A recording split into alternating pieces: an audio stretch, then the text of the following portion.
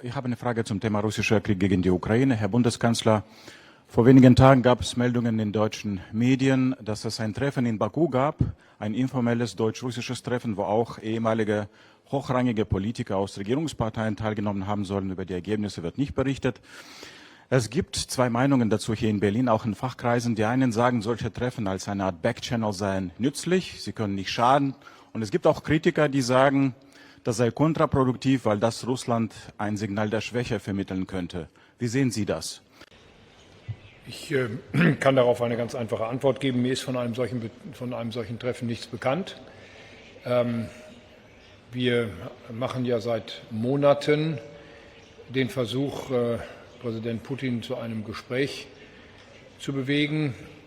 Wir haben mehrfach auch auf der europäischen Ebene Gesprächsangebote zusammen mit der Ukraine vorgelegt. Präsident Putin weigert sich, zu solchen Gesprächen zu kommen. Und insofern wiederhole ich, was ich auch von dieser Stelle aus in den letzten 14 Monaten immer wieder leider sagen musste. Es liegt allein an der russischen Regierung und am russischen Präsidenten, diesen Krieg zu beenden. Und es liegt allein an ihm, in Gespräche und gegebenenfalls in Friedensverhandlungen einzutreten. Er weigert sich beharrlich, das zu tun. Und solange er das tut, gibt es keine andere Möglichkeit, als der Ukraine in ihrem Überlebenskampf gegen die russische Aggression weiter zu helfen.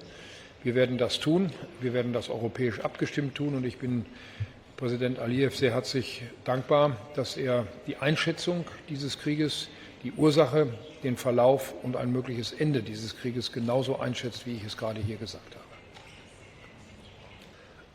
Bakıda keçirilmiş dediğiniz görüşle əlaqədar deyə bilərəm ki, bu məlumatı biz Times qəzetindən öyrəndik.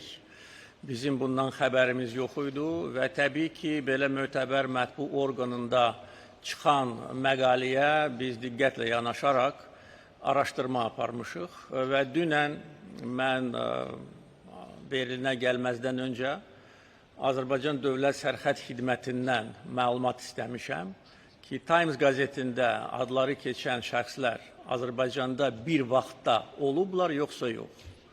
Və onu sizə deyə bilərəm ki, bu məlumat təsdiqləndi.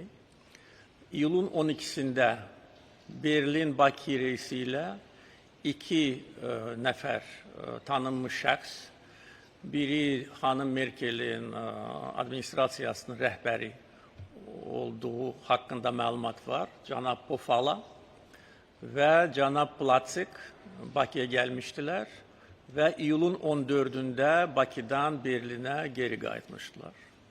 Eyni zamanda Moskvadan Bakıya ayın 12-sində Rusiyanın keçmiş baş naziri cənab Zubkov və Rusiya prezidentinin yanında vətəndaş cəmiyyətinin rəhbəri, şurasının rəhbəri cənab Fadeyev Bakıya gəlmişdilər və biri ayın 13-də, o biri isə ayın 14-də Bakıdan ayrılmışdılar. Bizə bu barədə nə Almaniyadan, nə Rusiyadan hər hansı bir xəbər daxil edilməmişdi.